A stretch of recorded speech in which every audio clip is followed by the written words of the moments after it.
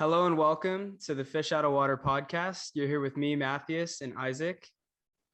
And here we're just going to talk about sports and not just any sports, most importantly, the ones that matter.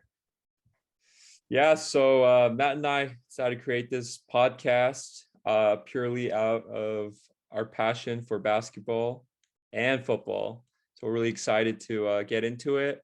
Just a quick overview about Matt and I. We're both from Orange County. We've been childhood friends since third grade, and we've basically grown up together. And we're just really excited to get going. So let's just hop into it. All right, let's do it. So today in this episode, we're going to go over a little recap of how the NBA season went. I know that there's a lot of controversy around it, and we're going to undig through all of that. And towards the end, we're going to get into more basketball with the upcoming draft and talk about who our sleepers are. So make sure you guys stay tuned till the end. All right, Isaac. All right. So what's your overall opinion or feeling on how the NBA season went? Well, first of all, obviously the pandemic and all that, we're lucky enough to have an NBA season. And I felt like the NBA did their best to, just have a season and having all these COVID protocols and adjusting based on who had COVID and whatever.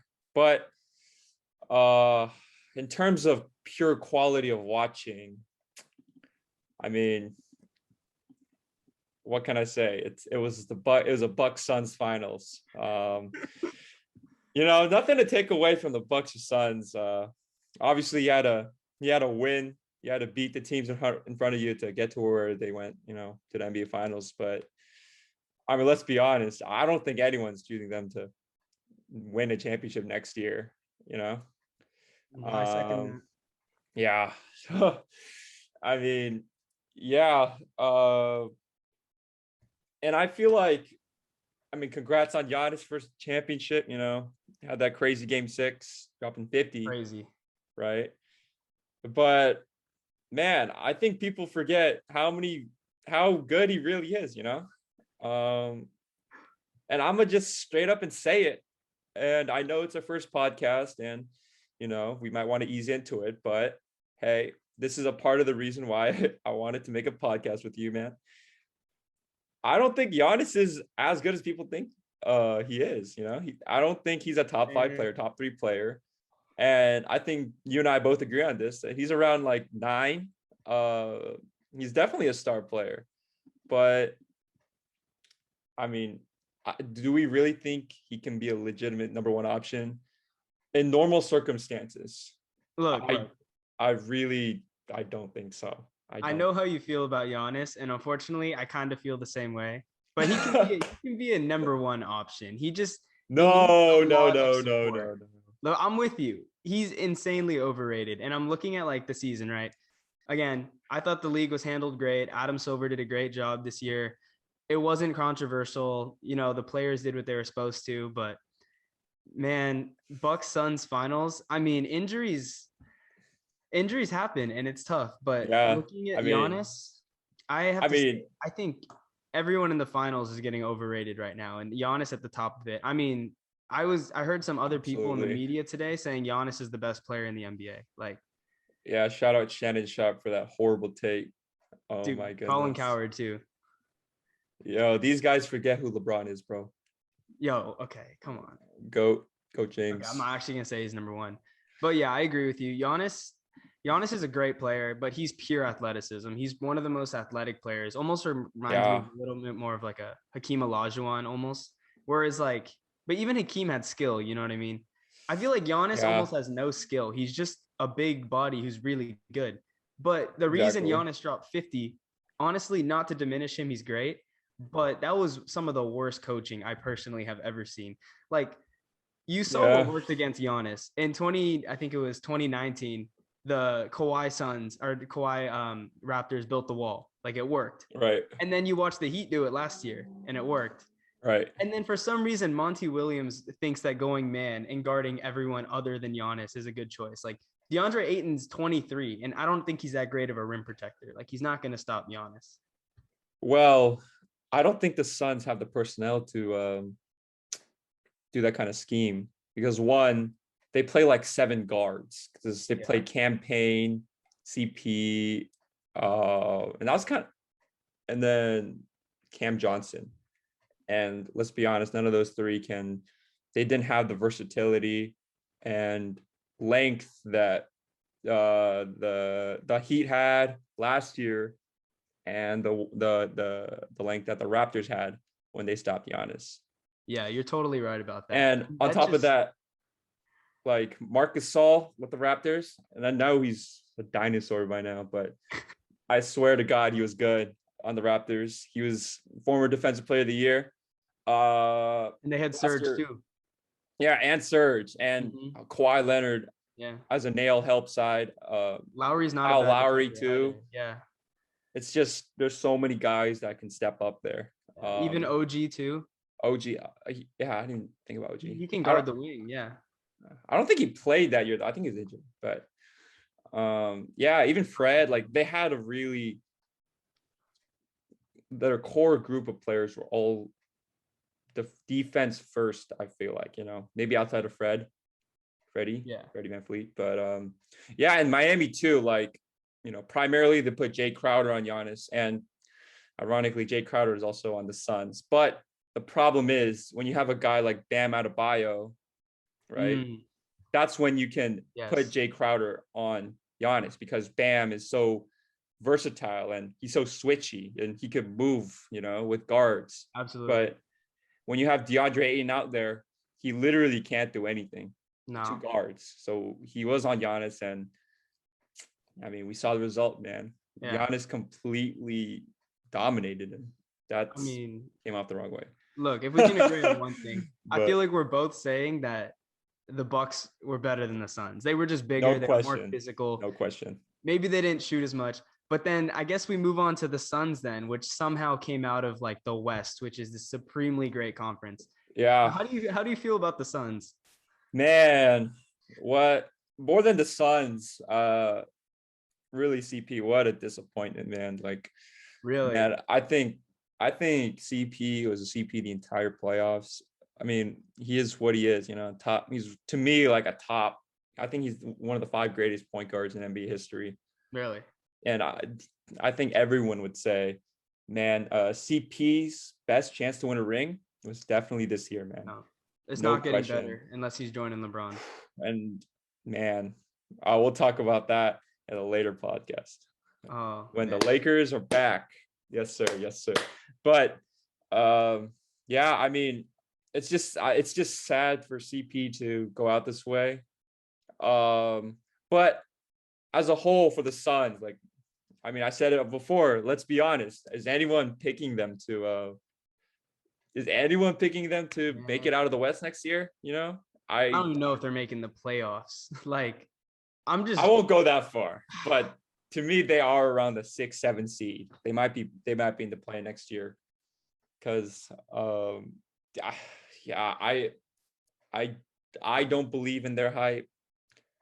I know they made it to the finals this year, but it was a lot of unsustainable injuries, like, let's be honest. Look, I mean, seeding's different than like actual skill. I'm with you. I think the Suns are around 6th, 7th best team in the West. And honestly, I think I'm being generous. But the truth is, they're going to be a high seed if Chris Paul stays, because Chris Paul is what Chris Paul is. Like, whether you like it or not, Devin Booker takes 100 shots a game. He makes less than 50%. He's not going to rebound. He's not going to assist. He's not going to play defense. He is a better playmaker. But yeah, go ahead. He's going to look good. Like, Booker's good. But Chris Paul is what brings those guards together. Like, we made fun of them for having 7 guards, and they really do. Yeah. But, I mean, Chris Paul's great. He really is. And this year, he took a team that hadn't made the playoffs in, 5 years since Devin Booker's been there? Probably longer. Maybe 10 I think years. It was like 10 years, dude. Since Nash, Since probably. Like Nash, yeah. Yeah.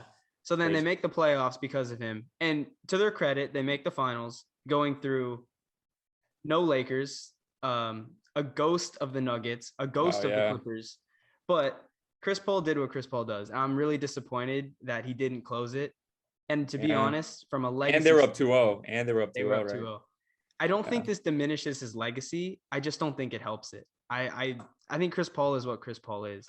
Yeah, So I mean, like what do you you think? see people like diehard Allen Iverson fans. They're always point to AI taking the Sixers to the finals, but I don't think you'll see that with CP, and No, that's pretty sad.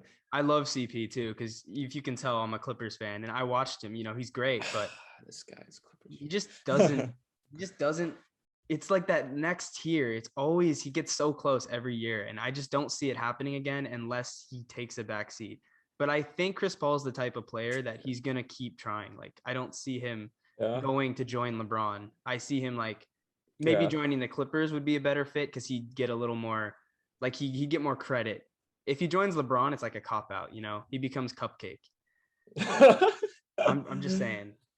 Hey, we'll talk about that another time. CP's free agency, but yeah, but uh, like let's go back to Giannis. Championship to championship. What do you think? How do you think it affects his legacy? Like at the end of the day, he did win a championship. He did drop, what was it, 50 in Game 6. He did. Completely dominant. Uh, Look, he is one of the best players in the NBA, no doubt. Absolutely. I mean, Giannis's legacy is going through the roof right now because at the end of the day, people are diminishing the Suns, but nobody in the media is going to diminish the Bucks for what they did. They had, in my opinion, a pretty easy path to the finals. First round, they went through. Who'd they play in the first round? It was The Heat. They swept the Heat. They did. They did sweep the Yeah, Heat. that But was let's be very real. The Heat dominant. were a little weird this year. Like Tyler Hero, Duncan Yeah, Robinson. I I don't know what's agree. going on there. Their team regressed a lot. They lost a Yeah. lot of guys. Iguodala's old. Hero regressed a lot. Oh Mm-hmm. my god, that guy's going to Shanghai, bro. He's on the Sharks, bro. For real. And then obviously they have the Nets series, right? And I Oh mean, my god, Kevin Durant is a top 2 player in the league without a doubt. But they traded all their players for Kyrie and Harden. yeah, So you basically, because they were injured, it was Kevin Durant versus the Bucks. And Kevin Durant almost won, like, yeah, which is great because Giannis is a superstar. So you get to the finals. That's going to be arguably the greatest finals performance of all time. Like, it's going to yeah. be really hard in our generation to argue for a different series. So I mean, this takes Absolutely. Giannis to new heights, and he's already super likable. So from a legacy standpoint, I think Giannis could win 0 more rings, and that's a very strong possibility. And this will still be the year that defines him, 2021. Yeah, I agree. Matt and I have our opinions on Giannis, but I mean, to everyone else, like it's just I think for everyone else, it's just crazy to see that a super team didn't win it for once, and they're really gonna praise Giannis for it. And Mm-hmm. obviously, his personality helps because he is a great guy. Um, He and really in is. legacy, he might in terms of like NBA history when we go down 20-30 years down the road, like people will remember him uh maybe as one of the 10 greatest players of all time. And look, I just disagree with that. But I do think that's where you will be placed in most people's boards at the end of the day. You think top 10? I mean, he's Yeah, what? He's like 27, 28. He's got a long he's career at ahead of him. 26. Yeah, 26.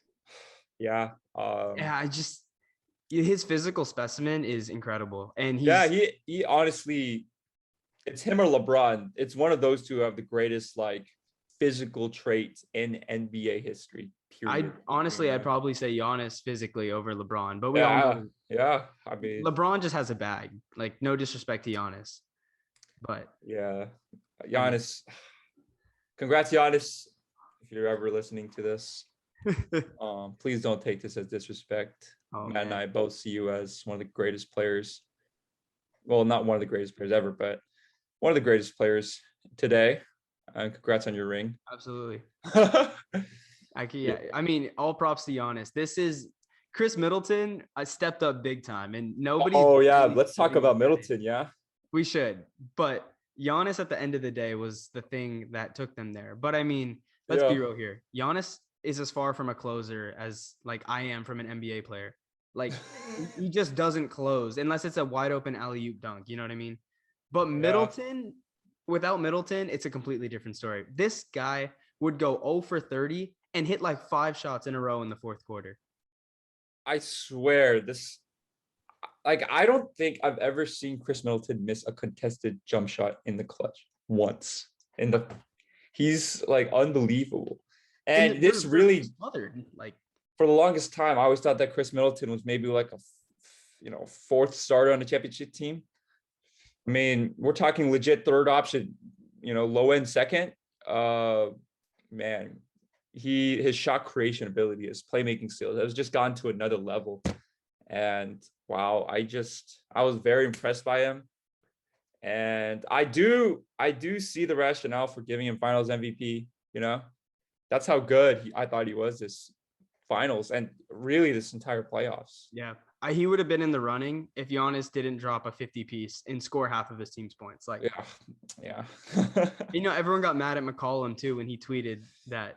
Yeah, I don't know, man. I don't think it's Giannis slander. It's just Chris Middleton was Middleton. Incredible. I honestly think Middleton should be elevated more than Giannis because of this. Because Giannis is already the 2-time MVP. People consider him the best player in the world. Like, there's a percentage of people. But do you see Middleton as like a solid 2 in the league? Ooh, solid 2. So like, this is how I think of it though. In normal circumstances, there's only 2 number 1s in the league. I feel like legit number 1s, and it's LeBron or Kevin Durant. And everyone else is a 2 to me. Really? Yes, absolutely. You see that in the last 10 years. Most of it is LeBron or KD. I don't know. I got like 6 or 7 1s, but we can go in that later. I mean, I'm talking about high-end ones, Like Curry is like, I don't know if he's a 1 to me, because his self-creation for offense it's not as good as KD, LeBron, or even Luka, in my opinion. We'll get into that later. So you're basically just saying that whoever can be an architect and just build a super team. No. I'm talking about shot creation, period. Because for me, shot creation, then Curry's definitely there. Then I'd say Curry has. I don't go that far, but I don't know if Curry's definitely, to me, he's the greatest point guard in NBA history, no doubt. Sorry, Magic, but he is. NBA history. NBA history. Curry's 1. And Curry right now for me, he's at number 4. But as a pure shot creator, there's some questions there, and I know people hate Draymond, but a lot of Curry is, ridiculous off-ball threes, I agree. It's not really him isolating and creating his own shot in the clutch. That's why he kind of struggles sometimes in the clutch, Yeah, I mean, in the playoffs especially. I'm not going to go as far to say like I want Iguodala, but there's definitely more guys in the league I would want to take a shot than Curry. And I know you're kind of on this, but there's a lot of like, I feel like if you tell Curry like, just give me a bucket. Like, I don't know if he could do that consistently in the NBA finals, No. With like 10 seconds left, Yeah. So that's why I feel like the only 2 players that can really take you to a championship as a true 1 is LeBron or KD. So everyone else, in my opinion, is fighting for that 2 spot, on their teams. If I were to build a team, but Middleton, I don't know if he's at that level, man. Like, we're talking like Curry, Doncic, those guys. Okay, well then by those standards, I guess I'll ask, do you think Chris Middleton could be a supporting star on a championship team? As a third option? Absolutely. So I think third option then. To me, he's a third option. Low end 2. I'll say low end 2. Okay. Middleton ranks around like, I'd say like low 20s, between low 20s to high 10s. So like between like 18 to 22-ish. He's around there. So would you take like Middleton over McCollum? Oh, easily, man. Easily. I'd take him over Booker, honestly. Like, man, I'm not trying to agree with you on everything, but I'm not gonna actually. I'm just gonna say it. Okay, Booker was one of the most underrated players in the league. Like, deserves an all-star, but now he is incredibly overrated. Like, this whole playoffs run, I've been listening to people spew off about how Booker's like Oh, some people say top 10 player. Like, I don't think that's a crazy thing to say, is popular opinion. And a lot of people are prisoners of the moment, but You said you don't think it's a crazy thing to say. it's not a crazy thing to say that most people think Booker's a top 10 player. Oh, you don't think it's crazy? No, I'd say like a lot of people say that. Got you. My bad. Yeah. It's, but he can score, but there's so many guys who can score more efficiently than him. Like so many. Yeah. And you kind of have a point. I might take Middleton over Booker, but it depends on the system at the same time. Because Booker's a more consistent scorer, and I think that matters. So at the end of the day, to a degree.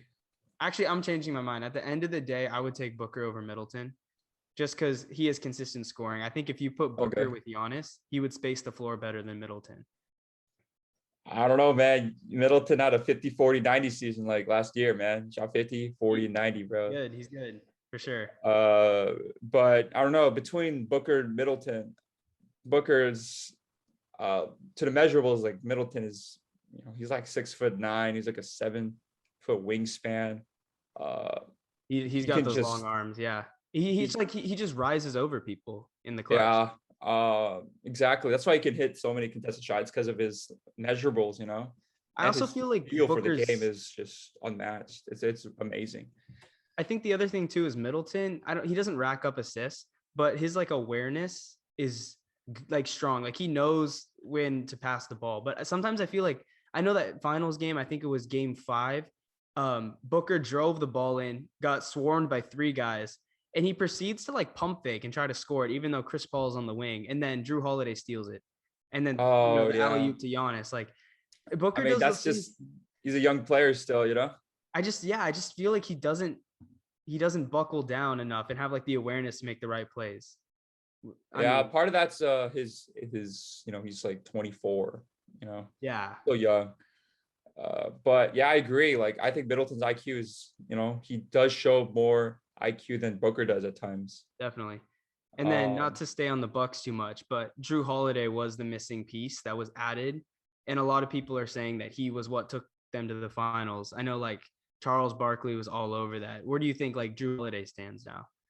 For the longest time, Drew Holiday was considered one of the most underrated players in NBA. But man, he, like a lot of these guys in the finals, to me, he's one of the most overrated players in the NBA. Really? You think Drew Holiday is overrated? I agree. Yes, because I do not think that the only reason why Drew Holiday is like a top 10 point guard, he's like around 8 for me. That's the reason why he looks so good is because he's not Bledsoe. I don't think people understand. It's that simple. And I'm not trying to bash on Eric Bledsoe, but I mean, Bledsoe was he underperformed a lot last year against the Heat, and he was a big reason why Miami beat them. Bledsoe could not space the floor, and that's what Giannis needs. Yeah, exactly. Bledsoe's IQ is very questionable at times too. On top of that, and he's not a dynamic playmaker. He's just so limited offensively compared to Drew. Okay. So when you say Drew Holiday is overrated, are you saying like where do you think he ranks around other point guards? To me, I'd say he's around 8. He's around 8. Who? Like what tier? Like Mike Conley. He's about the level of Mike Conley. A little better than Mike Conley, I would say. It's hard to evaluate point guards because is Luka Doncic a point guard? Is LeBron James a point guard? But even if you take LeBron and Luka out, I would say that he is about 8, in my opinion. 8, maybe 7. I don't have a list off the top of my head, but I'd put him higher than that. I mean, if you see what he brings like, defensively and playmaking wise, the only thing with him is he's one of those weird players where every time he shoots, I think he's going to miss. Like there's something about him. He just doesn't seem like he shoots at a good percentage. I mean, his shot creation is it's questionable, It is. I like Drew Holiday though. I think he's a good piece on a championship team. Absolutely. But I don't. Do you think he's a third option?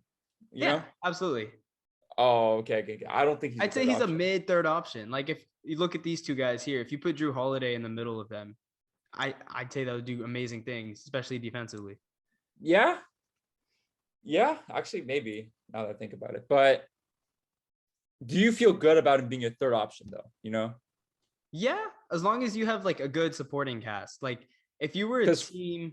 Okay, go ahead. Actually, yeah, I'm very solid with Drew Holiday. I mean, Drew Holiday being a third option. Third option? Any team. I don't know, man. I'm not like sold on that. He'd be good on the Lakers as a third too.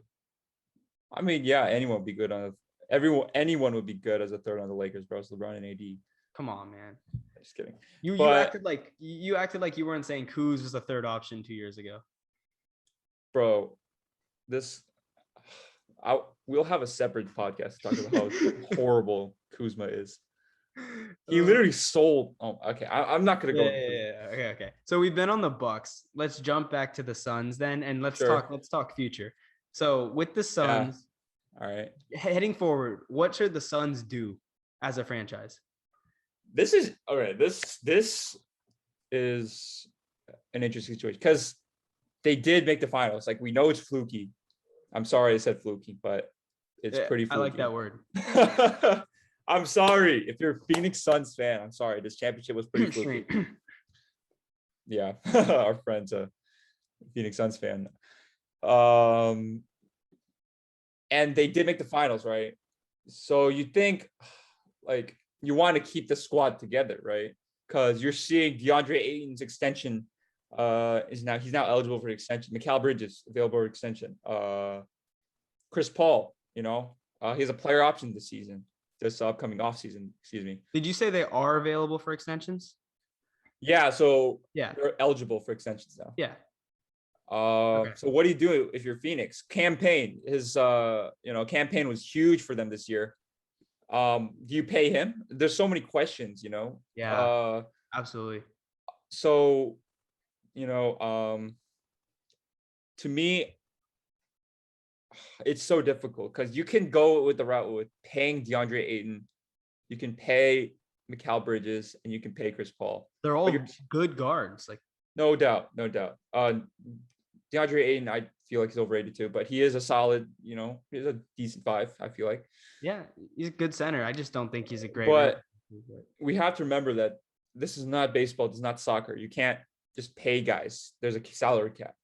Mm-hmm. And if you're paying a guy like DeAndre Ayton like $30 million per year, like that really limits how good you can be as a team. It's absolutely because we're seeing guys like Tobias Harris get $40 million and see what they're like. The Sixers are really limiting what they could do now outside of trading Ben Simmons. Chris Paul's making upward of 40 right now a year, right? He's like 45 if he accepts a player option, and he's looking for that kind of money, I think, in the offseason. Mm-hmm. That's what I heard. But it's really difficult, Yeah.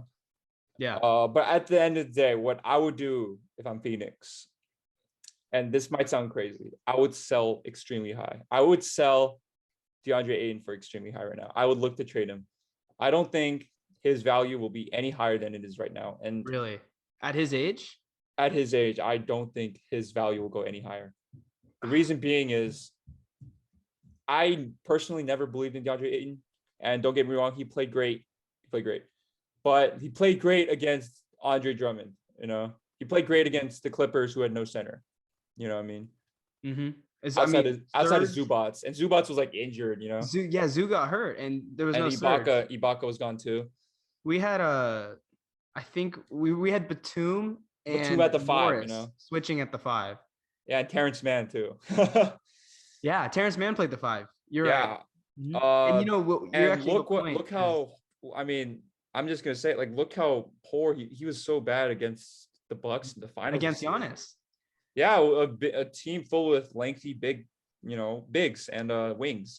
If I can jump in, that last game, every time Ayton was at the rim, like in the fourth quarter, he was hesitating on layups. Yeah. He was terrified of Giannis. It was so bad to the point where I legitimately thought that Frank Kaminsky looked better than Frank Kaminsky. Yeah. This clown. I'm sorry. I don't want to keep going off on this, but Frank Kaminsky was playing better than DeAndre Ayton, Mr. Number 1 overall pick. DeAndre Ayton picked over Luka Doncic, you know? Yep. Oh, So man. for me, if I'm Phoenix, number one thing I'd look to do is trade DeAndre Ayton. I would sell high on his value right now because I personally don't think he is a top 5 center. He's around like 8. And I don't think that you can win a championship with DeAndre Ayton outside of if you have like a ridiculous super team, you know? You make an interesting take. Yeah, I have to so that's what say, I would do. so I agree with you on the selling high. So I'm looking at the Suns as a team. They're missing a lot. And at the end of the day, they're not getting back to a championship with this team. Like Yeah. they're not. If I were what we know about the NBA is the only way to win championships is to have superstars, and you need multiple. Yeah. You can't have one. Yeah. Unless it's a fluke year. Okay, I'm not gonna say that. You need more than one. So when I'm looking at the Suns here, move off Chris Paul, move off everyone. Like I'm not even kidding. Like okay, move off everyone. It's just not, the money's not working. Like you have all of this, but you have no money for a superstar. And let's not act like superstars aren't on the market right now. You got Bradley Beal who might want to trade. Well, we're saying he is. Yeah, Russell exactly. Westbrook's on the market. Damian Lillard might be on the market. You have all of these. Kawhi's not leaving. He's just being a baby. But let's say for the time being, you definitely make the Clippers a phone call. Or you make Uncle Dennis a phone call and say, hey, we're interested. Clear the team. Like, just do it. But I would hold on to 2 players, Ayton and Booker, because they're young, they can grow, and you can pair a third star with them. But you need a real third star. No offense to Chris Paul. You need need somebody better, because you and I just agreed Booker is like a low second to third option. You can't win a championship with a low second to third being your best player. You need to go get a superstar.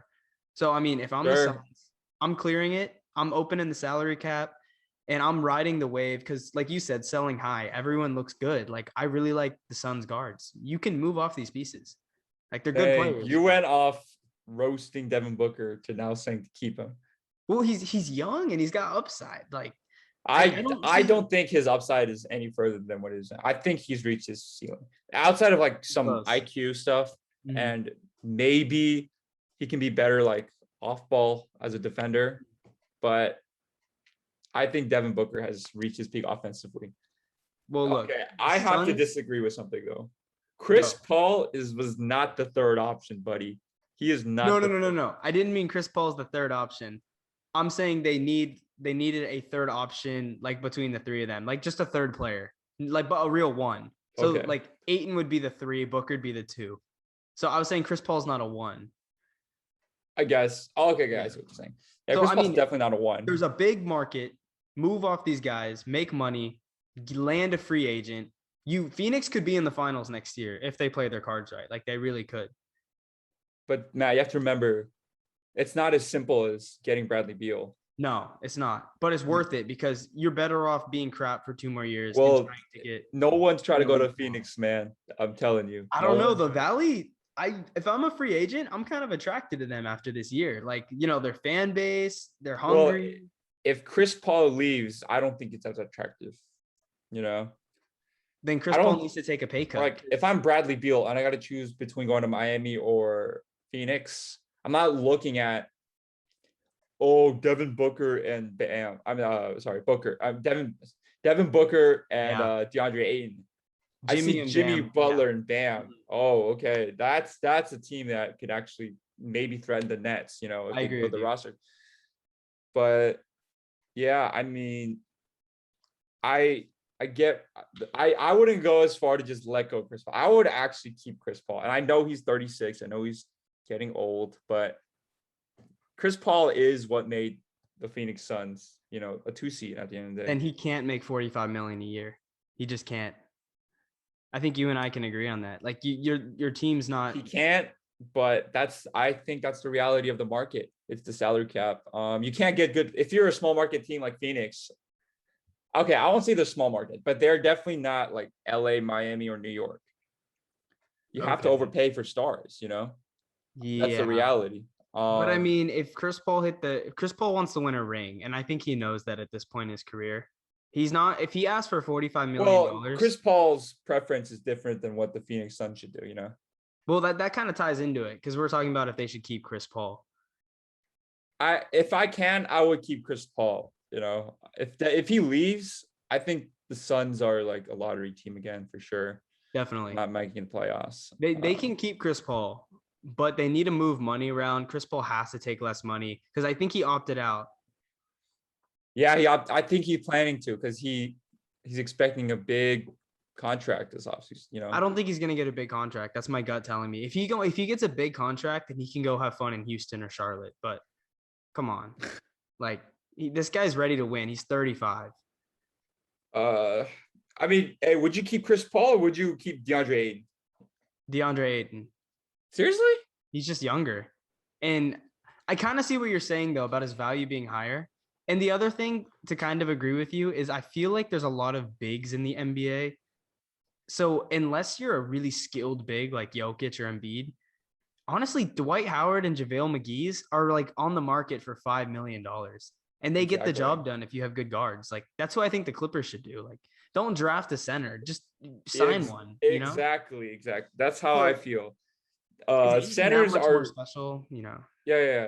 Exactly. You know, don't get me wrong. Centers are not useless. They're extremely valuable. It's actually, I'm changing my opinion now because I just don't see the value. Because what just convinced me is I realized Ayton is not a very good rim protector.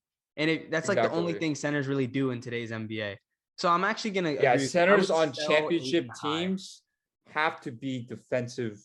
They have to be defensive minded. And outside of like on offense, a couple like post hooks with his right shoulder and like left shoulder and a couple turnaround jump shots, he's not really that valuable to you, you know, other than his elite size. And I don't know why. He moves really well for his size, but he cannot guard the pick and roll, you know. No. And he is not a great vertical rim protector either. And his value right now is so high. And he's making too much money. Like, this is the way you dump his contract. Yeah, I mean, if you're paying DeAndre Ayton 30, 35, $40 million per year, oh my God. Like, yeah. I'm sorry, your team is not going to be that good. I would actually say, you know what I'm saying? If I'm the Suns, I'd try to keep Chris Paul, but if the price is too high, let him go. Move off Ayton, keep a couple guards, move off the rest, and you got to hit a free agent. Like, if you keep Chris Paul, I think you can. Because if Bradley Beal's like, we're just going to use Beal. If he's looking at this like, I got Devin Booker, Chris Paul, and then they sign a big like a Dwight or a JaVale, and then Beal goes in, I can be a 3, like the 3 small forward. Yeah. Then all of a sudden that looks pretty desirable, you know? Yeah, exactly. I think the Sixers really screwed themselves over by giving a guy like Tobias Harris like that kind of money, you know. Clippers it was clutch of the Clippers to let him go. Yeah, you know, that led to that monster deal for Paul George and Kawhi Leonard. And hey, at the end of the day, like, are you willing to pay $40 million for Tobias Harris? I wouldn't, you know. No. That's why it's like difficult, especially for small market teams. Yeah. So yeah, I think Matt and I both agree. The Suns should move off of DeAndre Ayton so high with their roster currently. Because let's be honest, they're probably not going to get to the finals in the next 20 years. I think they'd have a lot of buyers too. Yeah, exactly. Like, not to bash the Clippers because I think it'd be a horrible move. But I feel like the Clippers are one of the teams that would buy into it. They'd look for like a DeAndre Ayton in the center, but I don't think they need DeAndre Ayton, you know? Yeah, I do think that this narrative that DeAndre Ayton is like an elite rim protector. He not a rim protector. He looked good, but I'm telling you, it's because he played horrible centers outside of Jokic. You're right. He got absolutely burnt by Jokic. He did. But Jokic isn't he isn't like a defensive, you know. But here's the other thing too. I don't want to bash Ayton too much, but we saw what DeAndre Jordan was with Chris Paul. Like having a point guard as a big is valuable. And if you watch DeAndre Ayton play offensively, it's like all dunks. I feel like Chris Paul is part of the reason DeAndre Ayton's having a breakout year. Yeah, definitely. And like, look what happened when DJ left. Like without Chris Paul, all of a sudden he's like a bench big for the Nets. Well, it was behind Jared Allen, but. And Nick Claxton. He's not playing over Nicholas Claxton at this point. Yeah, I don't know. I really question DeAndre Ayton going forward. I think you're right on that. Yeah, I do think he has more skill than a guy like DeAndre Jordan. Like He's very skilled. I He do moves think you his can feet give him the well. ball in the post and he can do a couple Absolutely. moves. He doesn't, to But me, he doesn't look strong, but he knows how to move. Yeah, exactly. But honestly though, like even though like post, like I'm not saying there's no value in the center position or any post moves, but are you willing to pay like 40-50% of your cap space for that kind of player? You know, that's the real question. Yep. All right, so let's move on to the Bucks. What should the Bucks do now? Yeah. And you want to go first on this? Let's do it. Yeah, so what do you think they should do? The Milwaukee Bucks should honestly do nothing. Sounds crazy. Really does. But Giannis is a superstar. He's not leaving Milwaukee. He just won't. Chris Middleton proved himself. Drew Holiday's great. I know the city is a small market. I don't think there's any players in the NBA right now who are going, I want to go play for the Bucks. The Nets are up and coming, which scares me, but also salary-wise, I don't know what else they could do. With Drew Holiday, Chris Middleton, and Giannis on Supermaxes, there's almost nothing they can do other than maybe sign a couple role players. So, I mean, if I'm the GM, I'm going, there's 3 superstars. They're making too much money. The Nets are coming back. The only thing I could think of would be to find a way to stop the Nets, because I do believe the Bucks are the second best team in the East now, because I don't know what's going on with the Heat. So defensively, they're strong. So, I mean, I would look for some 3-and-D shooters, to be honest. Maybe a center to take some pressure off Giannis, so Giannis doesn't have to rim protect all the time, because Brook Lopez is a great center. He's pretty versatile, but you could back him up with, a cheap center who can rim protect. But at the end of the day, I see the Bucks going for role players. I don't think there's anything they can do. They're not going to move off Middleton or Drew after winning a championship. They're just not. What do you think? I kind of agree with you. There's not much they can do, but I do think in the finals we did see Giannis at his best when he was playing center. And as an organization, I think that's the direction they should go. I think that they should transition into Giannis becoming a center instead of a power forward. Like Giannis, to me, as a center, is so much more deadly because he's playing against centered, slow-footed fives who can move with them, And his rim protection, it works. Yeah, his versatility, and then you can add guys like verticality, DiVincenzo or Connaughton in the lineup, so you can space the floor more and go smaller. Exactly. It's better if he can get Yeah. And I felt like in the finals when we saw Brook Lopez play, he was good at times throughout the playoffs. He's very skilled, but I do think there's a limit. There's a ceiling. The ceiling is not as high with Brook Lopez playing there, because you're not giving the ball to Brook Lopez in the playoffs. Unless Giannis is hurt. Like, remember when he got hurt against the Hawks? But yeah. So what I would do, the kind of major move I would do is trade Brook Lopez because he's getting paid like $13-14 million. Use that for some guards, use it for some wings, 3-and-D wings they can really use. Or some sort of young talent because everyone there is old except DiVincenzo. Honestly, the Bucks should go after whoever the Suns don't sign. The Suns have a lot of these guards. Like Campaign. They can use a guy like that. They really have a shortage of shot creation because outside of Middleton and Middleton's kind of a weird shot creator. Like I feel like he just shoots over people, Yeah, like he's not consistent enough to getting to the rim, Drew Holiday's a limited shot creator. Giannis is by no means a shot creator. So I really think to get to the next level, they can get someone, even like a Lou Williams, someone like that, Derrick Rose. I think Lou's contract's over too. I could be wrong. Yeah, he is. It is. I think so you could sign him for cheap at his age. I think he's planning to retire though. That's what I heard. Not surprised. I mean, no offense to him, but ever since Lemon Pepper Lou, I feel like he doesn't want to play basketball. Hey, Eastern Conference Finals though, bro. Got past the Knicks, got back to the Sixers. Dude, the East is just. I know. It's crazy. That's another discussion for another day. For real. Anyways, let's shift our topic of discussion into the upcoming Thursday draft. which is So tomorrow. I think we Yes. can agree that this is one of the most loaded drafts of all time. Oh yeah, this draft is so exciting. I am so excited to see this draft. So, I'm in love with like 40 players in this draft. as a Uh, courtesy to the viewers, we're not going to talk about the top 5 or 10 players, but we're going to dig into the late first and the second round talents who yeah, we think so would yeah, be I mean next. everyone knows how good Cade is and how explosive and quick-footed Jalen Green is, and Evan Mobley, the versatility that can bring, and how he can be a real life unicorn, what Porzingis is supposed to be. That's a shot at him. But yeah, so let's just get into it. Matt, just to explain how we're doing this. Matt and I both chose 3 prospects that we really like, and we're just gonna give a brief overview about them, maybe their measurables and like what their game is like, and yeah, we'll just hop All into it. right, let's do it.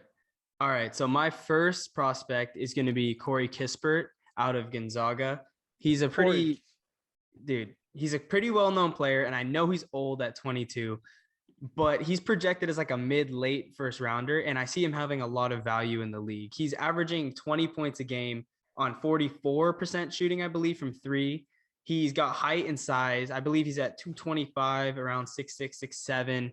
He's a great wing defender. I could see him as like a very strong 3-and-D player for a championship team right out of the block. I just see him. I don't know if he's as much of a sleeper as I just like how he is as a prospect. And I see him being a part of a championship team as a solid role player, more of a 3-and-D guy who can, D it down 45% from 3. We saw him at Gonzaga averaging 20 points on the wing. He's got a quick release. I just like his game. I feel like he's built for the league. yeah, Kispert's personally, I'm not in love with Kispert. But if he falls to like late first round, I think he's a decent prospect for sure. I mean, look, he's not a great ball handler, and I think Yeah, that definitely limits him, and he's not that fast, but I don't see him being like, as in this draft, we have a lot of like, I don't know, ball centric talents, and I yeah, see him as one of the few who can really just role play yeah. and Play off just the ball. the ball, almost like Yeah, Connaughton right now. Connaughton. I think he could be better than Connaughton for sure. Yeah, yeah. I was just he's long arms. Yeah, yeah, yeah. Yeah. I mean, Kispert. I'm not in love with him, but I do think you know, I think his upside is limited. But I think his Yeah, ceiling is a legit 20-point per game scorer who can play off the ball, on the ball. Very versatile as an offensive player. exactly. I think his defense is underrated. Actually, I think It's very uh, underrated. That's he can why I like him. actually move a little better than people think. He's just not quick-footed. That's the only Yes. thing. He My can, only knock on him is his age too. Like I question his yeah, ceiling being 22. yeah. He's like a senior, I think, from Mm-hmm. Gonzaga. Yeah. But like I think a legit comparison to him is Boyan Yeah. Bogdanovic, the Yeah. guy in Utah. I really think he moves similar to him. His shooting Absolutely. ability. Yeah, and he could just be like a starter on a championship team. Absolutely. Yeah. He's a versatile scorer. I don't think he's a 3-level scorer, but off the ball, I think his movement, he knows how to make these angle like cuts around screens, and he can read a cut when it's there. Absolutely. So yeah, I definitely think that he could be a part of a championship team as like the 5th guy, and a great shooter. But yeah, like you said, I do think his upside is limited though because of his age and his athleticism not being there, and his skill set on top of that, and his feel for Mm-hmm. the game. But yeah, he's definitely not a bad player. I think Hey, he if will. if he's there in the 20s and you're a team who's kind of ready to run, he's a great pick. Absolutely, no doubt about it. Yeah, that's Corey Kispert. So yeah, I'll begin with my sleeper pick. I'll go with Mr. Zaire Williams. Mm. It's interesting to me how he fell in the draft because you look at his measurables. Zaire Mm-hmm. Williams, he's like I believe, with a 7'2" wingspan. Yep, he's Mo- long. Moves like a guard. I know his percentages were not good on college, but I think that a lot of it was outside of basketball. Like, I know he had a lot of family issues this year. He's coming off of COVID and an injury, I think. But yeah, I think Zaire Williams he can be someone like Jaylen Brown, except even taller and lankier than him, you know? Yeah, I mean, I was thinking more like MPJ is not the okay. I'm not gonna say MPJ, more like a Brandon Ingram.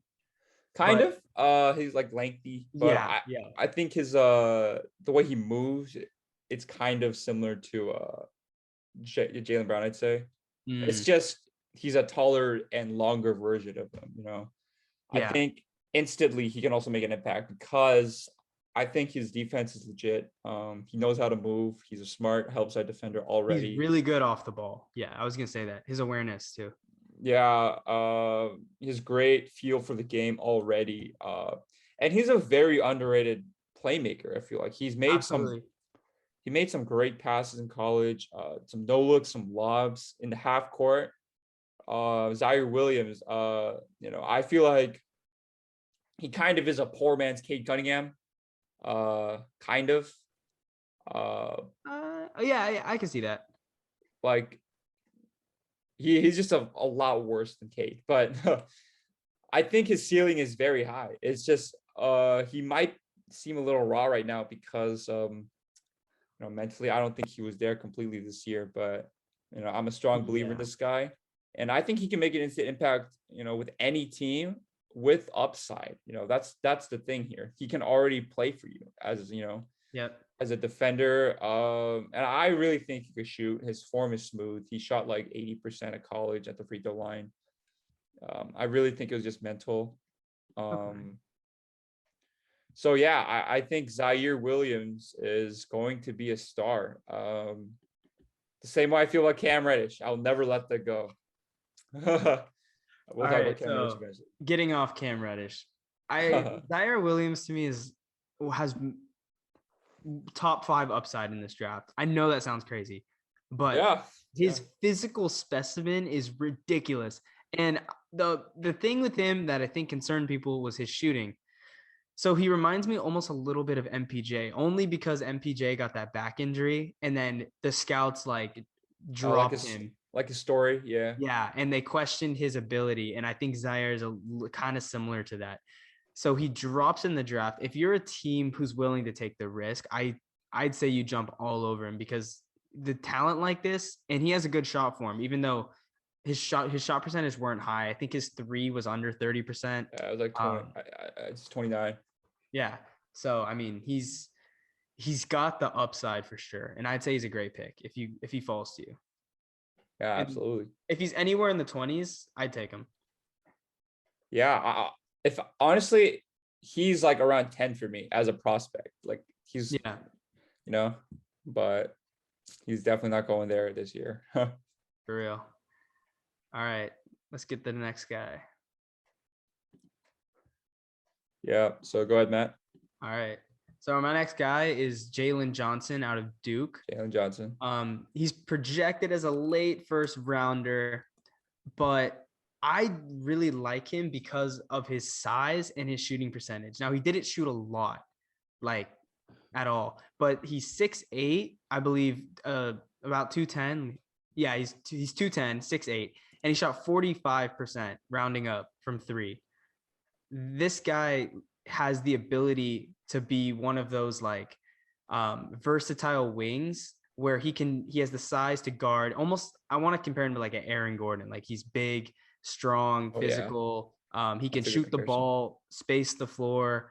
And from an athletic standpoint, it's ridiculous. But what really stands out to me, because there's a lot of big guys, is that his playmaking ability. Like, yeah, he can play make. Like, he knows how to pressure the rim, how to find the open guys. He has the awareness to like be smart.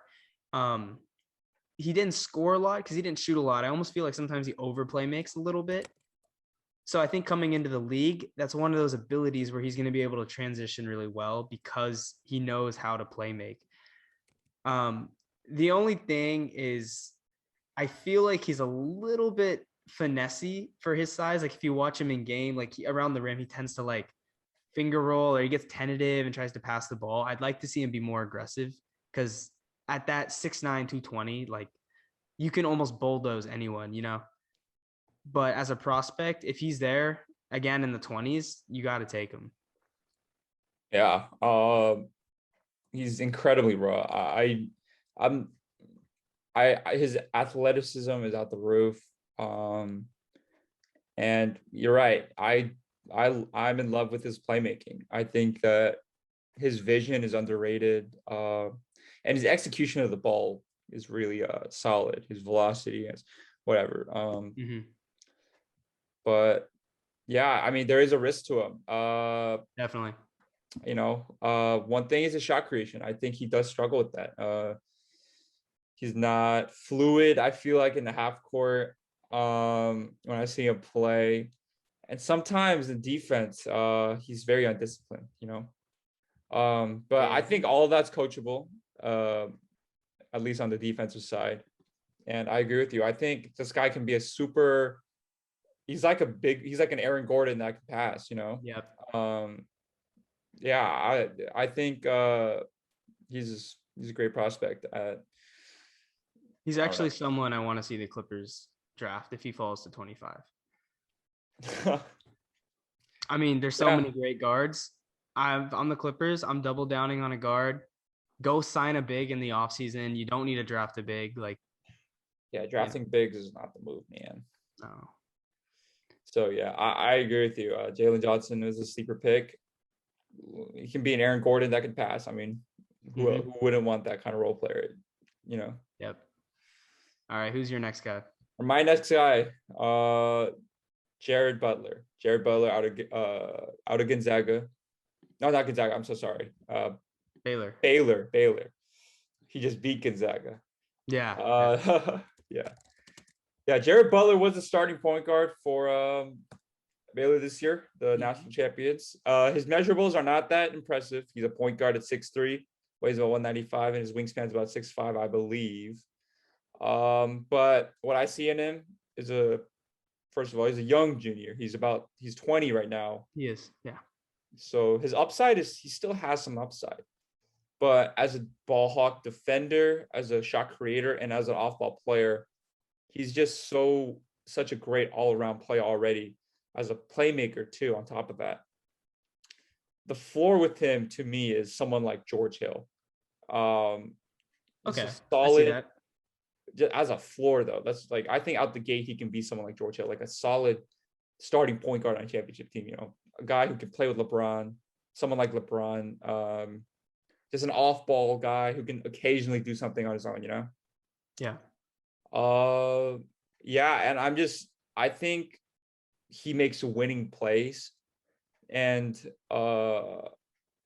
as a defender, I mean, whatever you ask him to do and is capable, I think he can do it. So yeah, I got Jared Butler as my next guy. I love Jared Butler. He's one of the guys I want the Clippers to go after because Lord knows he's a point guard. Watching him in that game against Gonzaga as a starting point guard, just pitbull the other team, like hound them. He just, his on-ball defense is amazing.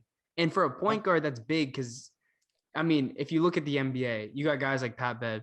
Pat Bev is really effective against small point guards, like, Kyrie's, Curry's, etc. And this is one of the things he brings to the table, except he's also a good floor spacer and he's not a liability when it comes to dribbling. And he also has good shot creation, which is, I see why you like him. Yeah. In Baylor too, like, he played next to the other D Mitchell, and the two of them, they were nice. Like he shot 41% from three. He was getting 5 assists a game, scoring 16 to 17. He shoots at a high percentage. I love this prospect. He's one of the guys that I look at, and I think D Mitchell just overshadowed him. And I feel like scouts just I just feel like scouts didn't give him as much credit as he deserved. So he's definitely a great sleeper pick. Yeah, I agree. I think a part of it's also because he has like some sort of heart problem. that might be affecting his draft stock, but I think he just got cleared for that. He did. So yeah, I think he should be fine. But yeah, he's one of these guys like I mentioned with Zaire and what Matt mentioned with his first pick, Cody Kispert. I think he's ready to go already as a contributor on a championship team. Absolutely. And because he's such a young player, he's only 20. I mean, I think his upside is actually higher than people give credit for. I think there's legit can he be good as Malcolm Brogdon, like to that level or even better? Malcolm Brogdon with playmaking skills. That's how I see Jared Butler. And he's being projected almost at this point like outside of the first round, which is like really blowing my mind because of what he already gives you and what he can be in the future. So that's crazy. Yeah. All right. So my final sleeper pick is coming out of Houston. I'm really excited about this one. It's Quentin Grimes. He's projected to be like a late mid second rounder, which to me is ridiculous. This guy can turn up. Like, he's older, but he's a point guard and he's listed at 6'4", 205. He's all hustle. Like, if you watch him play, on ball, off ball defense, everything, he hounds it on the defensive side. He's always back in transition. He can shoot the ball effectively. I believe, he was 40% from three, and he shot 250 3-pointers. So it's not like he didn't shoot. Like, he is effective as a shooter. He's scoring. It says 55% from the field. He rebounds. He's just all hustle. And he is a little older at 21. He's a pretty normal junior coming out. But he's one of those guys that I am shocked that he fell this far to the second round. I actually do project that he's going to get taken in the first round at the end.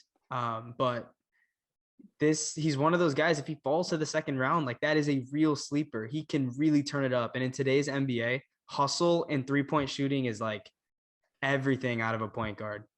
And we see that with, all the point guards out here. So yeah, Quentin Grimes. I actually personally haven't done much film study on him and I haven't really looked into him, but when I saw him in the NCAA tournament this year, Matt's right. He was an absolute ball hawk on defense. He kind of reminds me of like an upgrade of Patrick Beverley because of his measurables and his skill set. I think he can attack a closeout unlike Patrick Beverley. He's not a great ball handler, but he can shot create more than Patrick Beverley. Yeah, exactly. I'm like, that's what I'm saying. He can just attack a closeout. I just think he could be a better version of Patrick Beverley for the Clippers.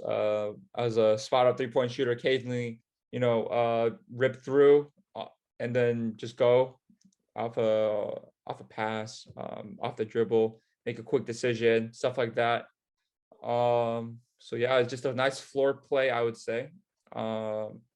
But to me, he's kind of hard to evaluate because of how unique his skill set is and how well he shot this year from three I felt like very unexpected because of how he shot before, Yeah. I mean, his shooting is the main reason. Like, if you're shooting 250 and shooting 40%. Yeah. I mean, 8 threes a game. 8 threes a game, shooting 40%. Yeah, that's very impressive for sure. So my last pick, and this is probably my favorite prospect and this entire draft, is Trey Mann out of Florida. He's 6'4", has a 6'4.5" wingspan, I believe. And he is one of the players that is very polarizing. And instantly, his play style reminds me of Steph Curry. I'm not saying he's Steph Curry. I agree with you. The way he gets off a pin down screen and relocates for three, I don't see any other college player doing that. His feel for the game, he doesn't have a very quick first step, but when he getting by the guy with his feel for the game, with his subtlety and his shiftiness, it's just, I don't think that's very common, and it's just so hard to get down for prospects.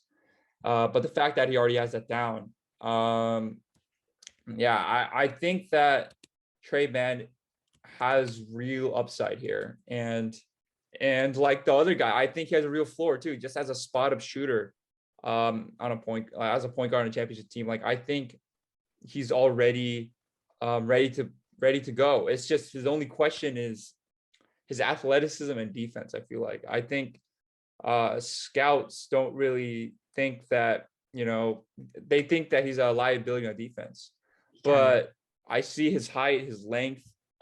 He's not okay. His width is, or his arm length is like what, 6'5", so it's not crazy long, but it's feel for the game. I think it will be good enough where he'll ultimately be positive for you at the end of the day. And I think he even has more room to grow as a playmaker. He's shown glimpses as with having great vision. His execution is the thing that's off for me. But yeah, as a pure scorer, he really is a 3-level scorer in my opinion. The only weakness to his game in scoring is his ability when he gets to the rim, his finishing ability, because of how limited he is athletically. So I think to survive in the NBA, he has to develop this floater game, jelly, this layup package, like Kyrie isn't necessarily the most athletic guard, but he gets by through feel. So yeah, I think Trey Mann's upside is real here. I think the fact that he's not like a top 10 prospect is ridiculous to me, just from his ability to move off the ball as a shooter. It's veteran level already, in my opinion. His ability to create his own shot and for others. It's just rare to find those kind of guys, straight out the draft. And yeah, I think Trey Mann's ready to go, and he's ready to prove people wrong, man. I personally could not agree with you more. What I really like about Trey Mann is he is a range extender, but like kind of how you said, he does it off the ball. And if there's anything we know about the NBA, if you can create shots off the ball and on the ball, you're like set. Especially today, point guards, we're seeing guys like, Curry and Trae Young, like they are Dame Lillard, like this is the future of the NBA point guard. You know what I mean? Yeah. I don't know if there's many guys as refined as Trey Mann from that standpoint. He shot 40% from three. He can ball handle, and I agree with you. From my eye test, he did not have the quickest first step, but I think you're right about the floater. So the player I always think about, and not perfect, but it's Trae Young, because they're both small. Like I think he weighs 178 at 6'4". Like that is tiny. But the way Trae Young's able to shot create is through his floater, and it's effective. So I mean, if Trey Mann can develop something like that, then he can be a real threat at the point guard position. I almost see him as like a Garland too. Yeah, Garland's a good comparison. I just feel like scouts are overblowing his flaws, because I think the flaws that he has, they're coachable. Yeah, they're coachable, and you can get around not being that quick. Absolutely. He has something that NBA players to this day don't have, and it's feel for the game. There's movement off the ball. Yeah, and the fact that he already has that, I think, is more valuable than having a 40-inch vertical or having a quickest step, Yeah. And,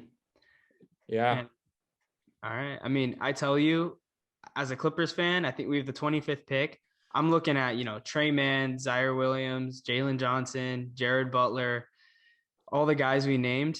I want the one other than Quentin Grimes. I think you can get him later. Anyone that falls to us, because I don't think they're going to hang out till 25, I mean, oh, yeah. Yeah, probably. I just don't see it. Yeah. I just take the best option that we can get in this draft. Just don't sign a big is my only request. Yeah. Just explain what we're saying about don't draft a big is like, there's so many bigs in the market that can just dunk, play pick and roll defense at such a cheap price. There's no reason to spend a first round pick on that, I feel like. Unless you're getting an Embiid or Jokic, it's just not worth it. Exactly. Unless they're generational big men, Yes. That have something different about them. So I know Evan Mobley is the big prospect. Evan Mobley, yes, that's what Evan Mobley is different. He is a unicorn who's like a guard, whatever. But his feel too, but he's special. Yeah. Yeah. So unless you're getting Evan Mobley, yeah, don't draft a big in this draft. I don't like any of these bigs. I don't like Kai Jones. I don't like Isaiah Stewart. I don't like any of these guys, to be honest. isn't there? I thought there was one big who was coming from Europe. Oh, Oh, Sengun. yeah, Segun. Yeah, He's pretty good. That guy, he was about to make my list, but because I'm not a big fan of big men, yeah. he didn't make it. But Got like soft hands though, almost like I want to say Sabonis. Like I feel like yeah, these exactly. European Sabonis bigs, is what he is to me. they have like finesse, you know. Finesse, touch, So I mean, vision. I'm okay throwing my bigs at a finesse. I just don't like getting bigs who are bigs because Yeah, that's just like I run keep and saying dunk. Dwight and JaVale, but you can really get a Dwight and JaVale. Like you can win championships with those centers. Yeah, exactly. All right. Well, I think this concludes our first podcast. I think I had a lot of fun doing this already. I'm sure Matt did too, right? Yes, sir. So yeah, thank you guys for listening. Hopefully we continue to keep this going. Show love in any way, like this video or tell your friends about it. So yeah, thanks for listening. And yep. All right, we'll see y'all next Wednesday. Thank you.